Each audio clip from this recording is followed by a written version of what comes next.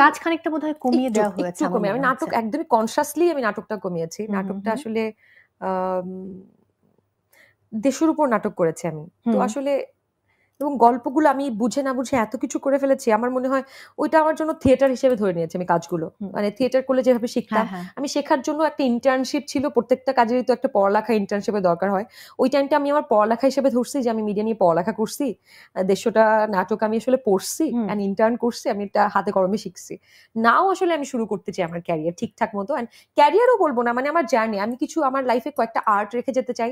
I want to be part of some greatest art, যদি সেটা journey হতে পারি। এমনও আমি এমনও আমার মাইন্ডসেট চেঞ্জ হয়ে গেছে যে আমি একদম লিড আর্টিস্ট হতে আমার কথা নাই।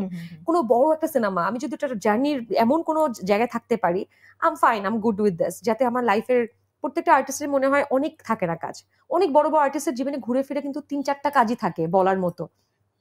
ওই 3-4টা কাজ করতে পারলে, আমি ওটা রেখে যেতে পারলে আমি খুশি। লাইক ফরেস্ট গামের মতো যদি একটা কাজ হয়ে যায় আমার।